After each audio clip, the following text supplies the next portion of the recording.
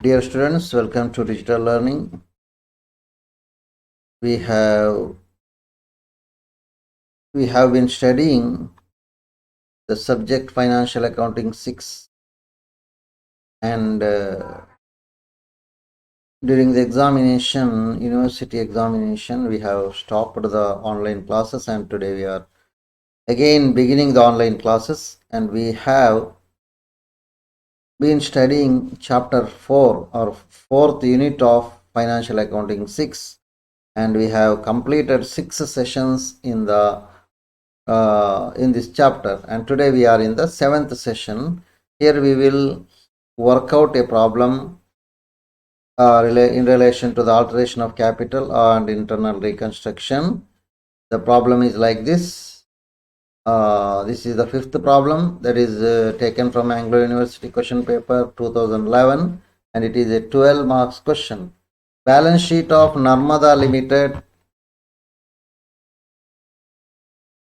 as on 31st March 2010 was as follows. Share capital 2005% preference shares of rupees 10 each, 100 each till 2 lakh. 30,000 equity shares of rupees 10 each 3 lakh. So ಇಲ್ಲಿ 2000 preference share ಇದೆ, 30,000 equity share ಇದೆ. Next creditors 45,000. ಮತ್ತೆ ಅಲ್ಲಿ creditors ಅಲ್ಲಿ ಇನ್ನೊಂದು item ಇದೆ, ಅಂದರೆ ಕ್ರೆಡಿಟರ್ಸ್ನ ಒಳಗೆ ಇನ್ಕ್ಲೂಡ್ ಆಗಿದೆ, ಸಪರೇಟ್ ಆಗಿಲ್ಲ. ಅದೇ 1 lakh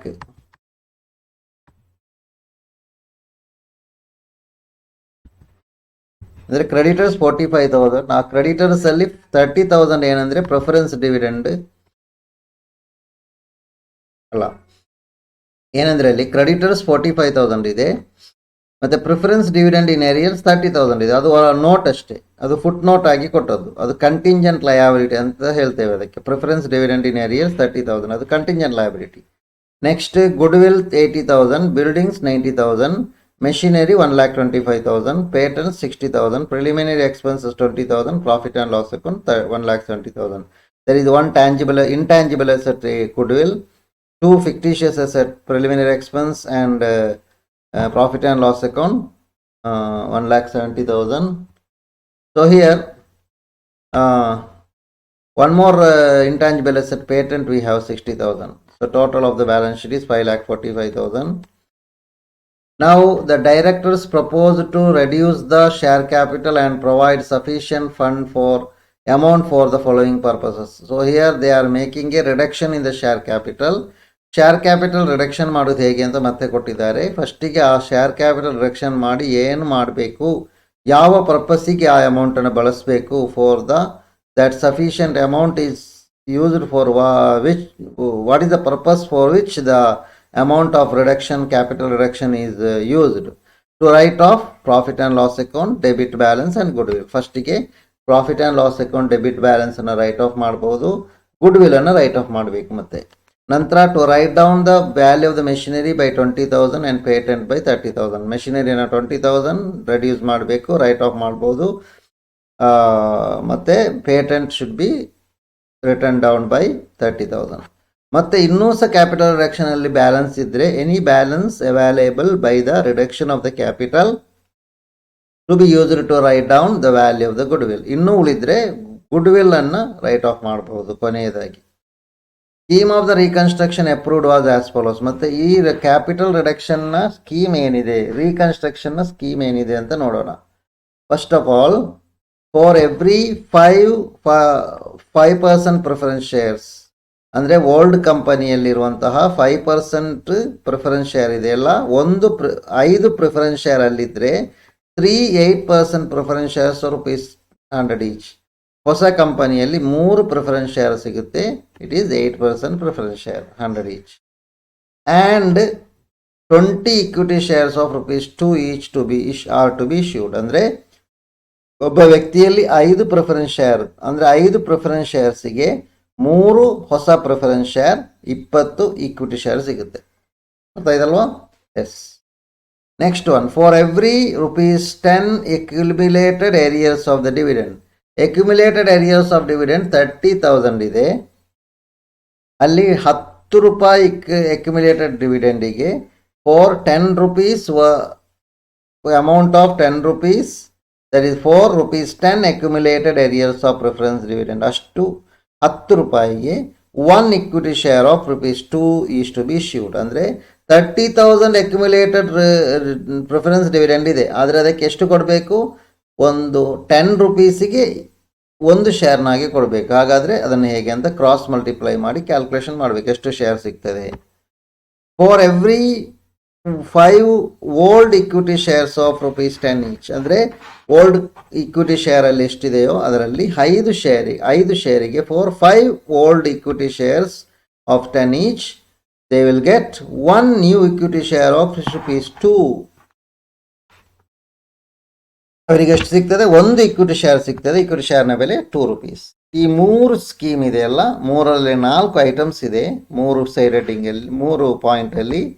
ಅದನ್ನು ನಾವು ಇಲ್ಲಿ ಕ್ಯಾಲ್ಕುಲೇಷನ್ ಮಾಡಬೇಕು.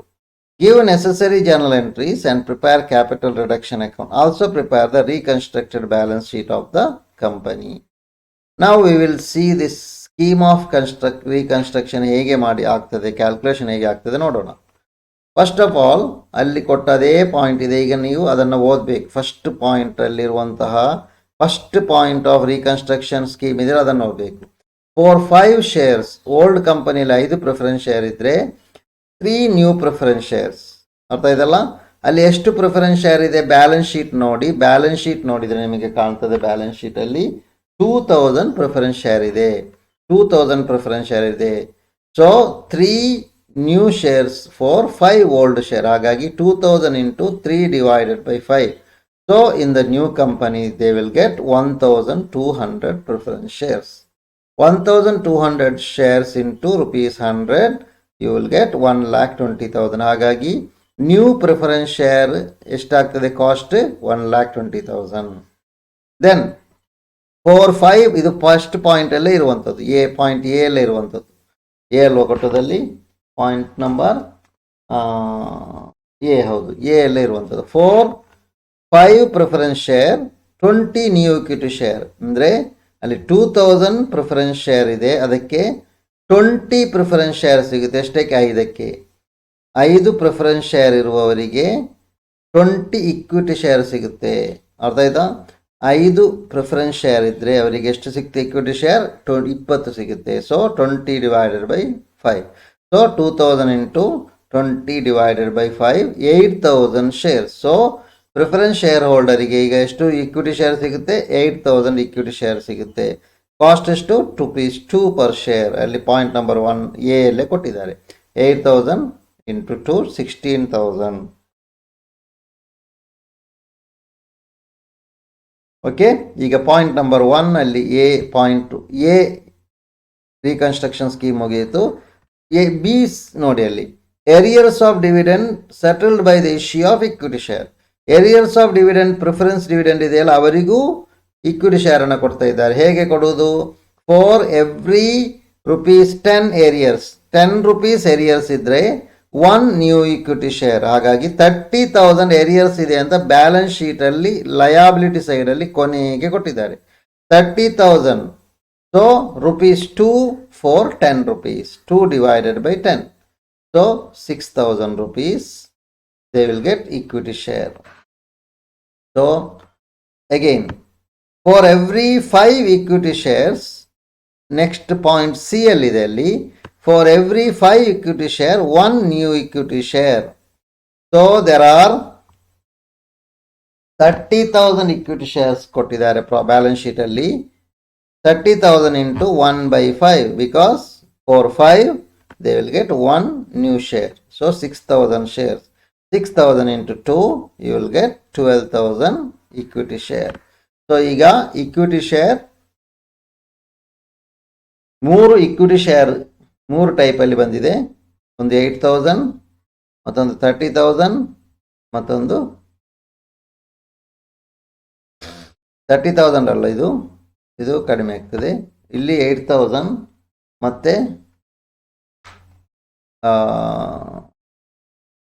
3,000 ಬರುತ್ತೆ ಇಲ್ಲಿ ಇದು. ಓಕೆ, 6,000 ಅಮೌಂಟ್ ಅಲ್ವಾ, ಒಂದು ಶೇರ್ನ ಬೆಲೆ ಎಷ್ಟು? 2 rupees. ಹಾಗಾಗಿ 3,000. ಸೊ 8,000, 3,000 ಮತ್ತೆ 6,000. ಸೊ 17,000 ಇಕ್ವಿಟಿ ಶೇರ್ ಆಗುತ್ತೆ ಟೋಟಲ್. ಓಕೆ,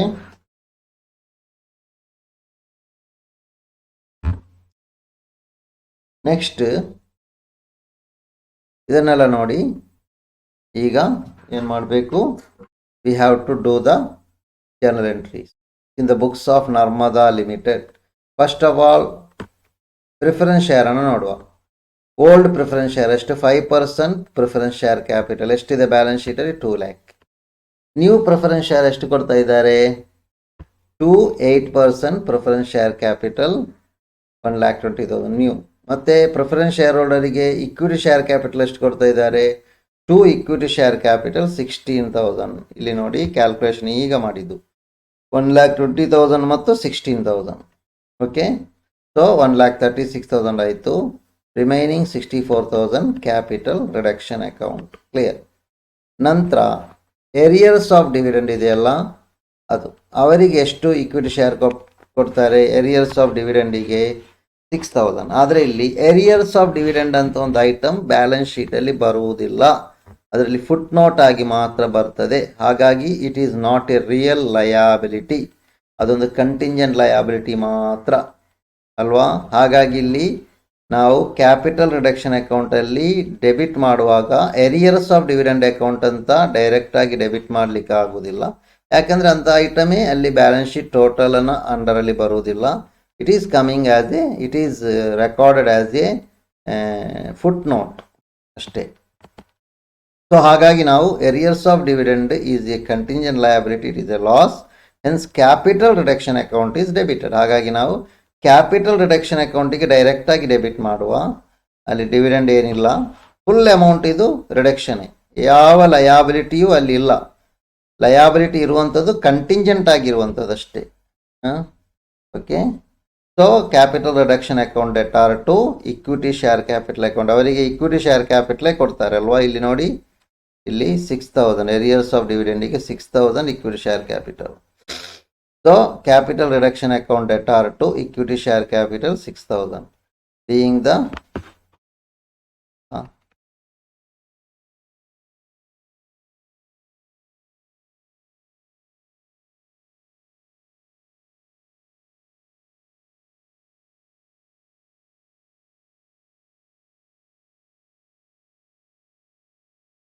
ಇಲ್ಲಿ ನರೇಷನ್ ಒಂದು ನಾನು ಟೈಪ್ ಮಾಡಿ ಕೊಡ್ತೇನೆ.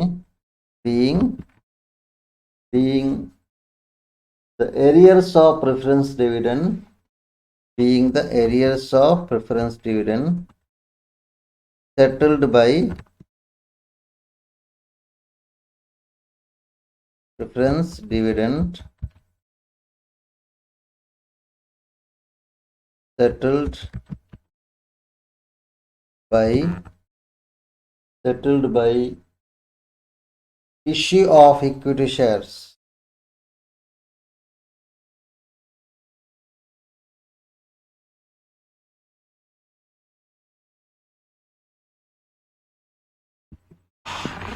Being the arrears of preference dividend settled by issue of preference shares. Okay, the narration. Next one, third one. ಇಲ್ಲಿ ನೋಡಿ, ಇಕ್ವಿಟಿ ಶೇರ್ ಹೋಲ್ಡರ್ಸ್ಗೆ ಏನು ಕೊಟ್ಟಿದ್ದಾರೆ. Equity shareholders equity share capital account, this is old equity share in the balance sheet, ₹10 each, 3 lakh ಇದೆ balance ಶೀಟಲ್ಲಿ. So they are given 2 equity share capital account ₹2 per share, ₹2 equity share ಕೊಟ್ಟಿದ್ದಾರೆ 12,000. ಎಲ್ಲಿ ಕ್ಯಾಲ್ಕುಲೇಷನಲ್ಲಿ ಇದೆ ನೋಡಿ, ₹12,000 ಅಲ್ವಾ. Equity share ಹೋಲ್ಡರಿಗೆ equity share ಕೊಟ್ಟದ್ದು.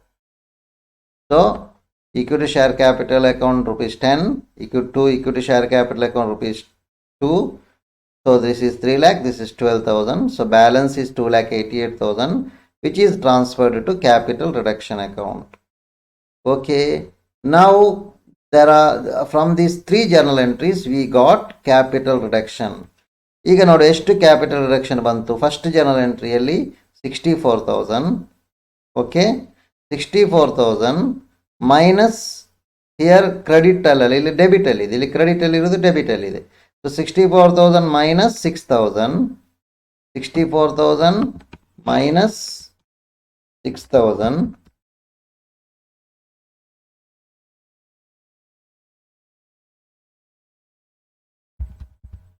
Okay, minus 2,88,000. ಇಲ್ಲಿ ಮೂರನೇ ಜರ್ನಲ್ ಎಂಟ್ರಿಯಲ್ಲಿ we have 2,88,000. ಆಗ ಇಷ್ಟು ಅಮೌಂಟ್ ಸಿಗ್ತದೆ. ಕ್ಲಿಯರ್ ಆಯ್ತಲ್ಲ? ಈಗ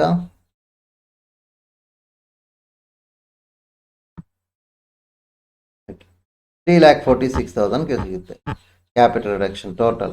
So this is used to write off the goodwill. First of all, goodwill ಎಷ್ಟಿದೆ ನೋಡಿ, 80,000 ಇದೆ. ಅದನ್ನು ಫುಲ್ ರಿಟರ್ನ್ ಆಫ್ ಮಾಡುವ. ಮತ್ತೆ again we have, what are the items we should check in the balance sheet. ಇಲ್ಲಿ problem ಅಲ್ಲಿ ಕೊಟ್ಟಿದ್ದಾರೆ clear ಆಗಿ ಏನೇನನ್ನ ರೈಟ್ ಆಫ್ ಮಾಡಬೇಕಂತ. First of all, they have return in the problem, given in the problem, goodwill and profit and loss account to be written off. So goodwill 80,000 ಮತ್ತೆ profit and loss account 1,70,000. ಅದನ್ನು ಫಸ್ಟಿಗೆ ತೆಗೆಯುವ. 80,000 goodwill, profit and loss account 1,70,000. Next this one, write off the machinery ಅಂತ ಕೊಟ್ಟಿದ್ದಾರೆ. ಆದರೆ ಒಂದು ವಿಷಯ ಗೊತ್ತಿರಬೇಕೇನೆಂದರೆ, profit and loss account debit balance ಆದ ನಂತರ ಪ್ರಿಲಿಮಿನರಿ ಎಕ್ಸ್ಪೆನ್ಸ್ ಏನಾದರೂ ಇದ್ದರೆ ಅದನ್ನು ರೈಟ್ ಆಫ್ ಮಾಡಲೇಬೇಕು. ಪ್ರಾಬ್ಲಮಲ್ಲಿ ಹೇಳಿದ್ರು ಹೇಳದಿದ್ರು. So to preliminary expenses 20,000. Clear ಆಯ್ತಲ್ಲ? ನಂತರ right of machinery. Machinery how much to be written off? It is written in the problem. Point number 2, 20,000 machinery, patent 30,000. So machinery 20,000, to machinery account 20,000, to patents account 30,000. Now whatever balance is there is used to write off the good building. It is given in the problem. Point number 3, any balance available by reduction of the capital is to be used to write down the value of the goodwill. ಈಗ 3,46,000 in minus 80,000 minus 1 lakh minus ಸಾರಿ ಸ್ಕ್ರೀನಲ್ಲಿ ಬರ್ತಾ ಇರಲಿಲ್ಲಲ್ಲ, ಈಗ ನೋಡಿ, ಈಗ clear ಆಯ್ತಲ್ಲ. 64,000 minus 6,000 minus 2,80,000. ಇನ್ನೊಮ್ಮೆ explain ಮಾಡ್ತಾ ಇದ್ದೇನೆ, ಯಾಕಂದರೆ ಸ್ಕ್ರೀನ್ ಹೋಗಿತ್ತು ಅಲ್ವಾ,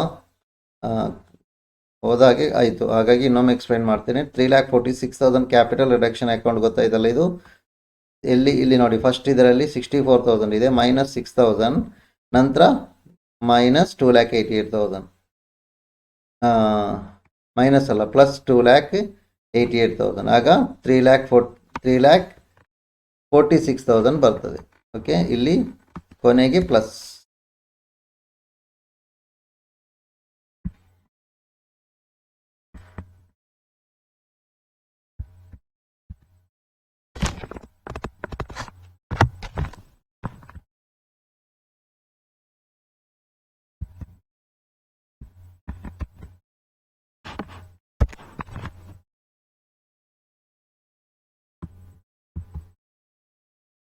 ಓಕೆ, 3,46,000 ಬ್ಯಾಲೆನ್ಸ್ ಬಂತು. ಸೊ ಇದನ್ನು goodwill return of 80,000, profit and loss account return of 1,70,000. It is given in the problem. Point number 1 ಅಲ್ಲಿ ಕೊಟ್ಟಿದ್ದಾರೆ. ಮತ್ತೆ preliminary expenses 20,000 is written off. Even though it is not given in the problem as to be written off, we should write off the preliminary expense. Profit and loss account preliminary expense ಅನ್ನಲ್ಲ write off ಮಾಡಲೇಬೇಕು. Machinery to be written off 20,000, patents to be written off 30,000. This is given in the problem. Point number 1 and 2 ಅಲ್ಲಿ ಕೊಟ್ಟ ಹಾಗೆ ನಾವು right of ಮಾಡಿದೆವು. Then point number 3 ಅಲ್ಲಿ ಹೇಳಿದ್ದಾರೆ, any balance in the capital reduction should be used to write off the building. ಈಗ ಬಿಲ್ಡಿಂಗಿಗೆ ಎಷ್ಟು amount ಸಿಗ್ತದೆ, ಇದು ಬ್ಯಾಲೆನ್ಸ್ ಮಾತ್ರ.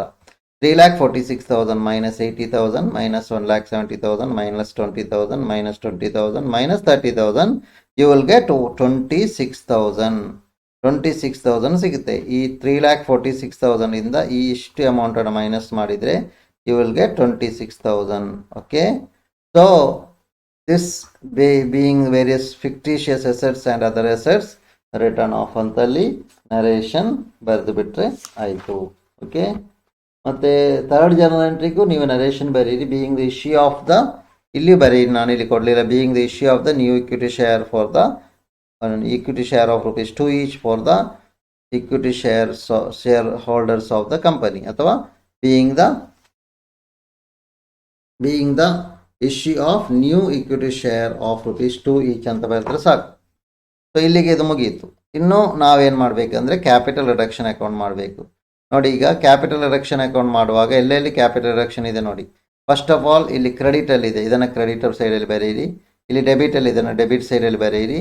ಮತ್ತು ಇಲ್ಲಿ ಕ್ರೆಡಿಟಲ್ಲಿದೆ ಅದನ್ನು ಕ್ರೆಡಿಟ್ ಸೈಡಲ್ಲಿ ಬರೆಯಿರಿ. ಅದು 3 ಬರೀತಾನೆ ನೋಡಿ. ಇದು ಕ್ರೆಡಿಟ್ ಸೈಡಲ್ಲಿ 64,000, ಕ್ರೆಡಿಟ್ ಸೈಡಲ್ಲಿ 2,88,000, ಡೆಬಿಟ್ ಸೈಡ್ 64,000, 6,000. ಹೇಗೆ ಬರೆದಿದ್ದೇವೆ ನೋಡಿ, ಇಲ್ಲಿ ನೋಡಿ 64,000 ಇದೆಯಲ್ಲ, ಆಪೋಸಿಟ್ ಸೈಡಲ್ಲಿ ಪ್ರಿಫರೆನ್ಸ್ ಶೇರ್ ಕ್ಯಾಪಿಟಲ್ ಅಂತ ಇದೆ, ಅದನ್ನು ಇಲ್ಲಿ ನಾವು ಬೈ ಪ್ರಿಫರೆನ್ಸ್ ಶೇರ್ ಕ್ಯಾಪಿಟಲ್ ಅಂತ ಬರೆದಿದ್ದೇವೆ.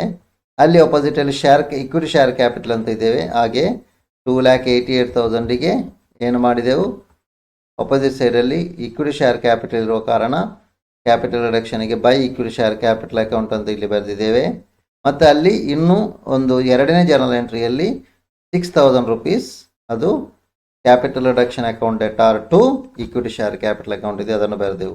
ಇನ್ನು 3rd ಜರ್ನಲ್ ಎಂಟ್ರಿ ಆಯಿತು. 4th ನೋಡಿ, capital reduction account debtor to all these items. ಈ ಎಲ್ಲ ಐಟಮನ್ನು ಡೆಬಿಟ್ ಸೈಡಲ್ಲಿ ಬರೆಯುವ. To profit and loss account, goodwill, preliminary expenses, machinery, patents, buildings, ಹಾಗೆ ಬರೆಯುವಂಥದ್ದು. ಈಗ ಈ 2 ಸೈಡ್ ಟ್ಯಾಲಿ ಆಗಬೇಕು capital reduction account. This is okay. ನಾವು balance sheet, reconstructed balance sheet. Reconstructed balance sheet ಹೇಗೆ ಮಾಡೋದು ನೋಡಿ. ಶೇರ್ ಕ್ಯಾಪಿಟಲ್ನ ಬಗ್ಗೆ ನೋಡಬೇಕಾದ್ರೆ we should go to the preference share capital, equity share capital ಎರಡನ್ನೂ ನೋಡಬೇಕು. ಎಲ್ಲಿಗೆ, ವರ್ಕಿಂಗ್ ನೋಟಿಗೆ ಹೋಗುವ. ವರ್ಕಿಂಗ್ ನೋಟ್ ನೋಡಿ, ಪ್ರಿಫರೆನ್ಸ್ ಶೇರ್ ಕ್ಯಾಪಿಟಲ್ ಒಂದೇ ಇರುವುದು. 4-5 preference shares, 3 new preference share, ಎಷ್ಟು 1,200 ಶೇರ್ಸ್ ಆಫ್ 100 ಈಚ್, 1,20,000 ಅದನ್ನು ಬರೆಯುವ. ಮತ್ತು ನಾನು ಅಲ್ಲಿಗೆ ಬರ್ತೇನೆ. 1,200 8% ಆಗ್ತದೆ, 5% ಇರೋದು. Preference shares of 10 each, 1,20,000. ಇನ್ನು ಇಕ್ವಿಟಿ ಶೇರ್ ನೋಡುವ ಎಷ್ಟಿದೆ ಅಂತ. ಇಕ್ವಿಟಿ ಶೇರನ್ನು ಸರಿ ಗಮನಿಸಬೇಕು. ಅರ್ಥ ಆಗಲಿಲ್ಲ ಅಂದರೆ ಕೇಳಿ, ಇನ್ನೊಮ್ಮೆ ನಾನು ಬೇಕಾದರೆ ಟೇಬಲ್ ಮಾಡಿ ಬೇರೆ ಕಳಿಸ್ಬೋದು. ನೋಡಿ, equity share second one 20 equity shares ಅಂದರೆ 8,000 ಇಕ್ವಿಟಿ ಶೇರ್ಸ್ ಆಫ್ ₹2 ಈಚ್. ಫಸ್ಟಿಗೆ 8,000 ಅಲ್ಲಿ ಒಂದು ಪೇಪರಲ್ಲಿ ಬರೀರಿ.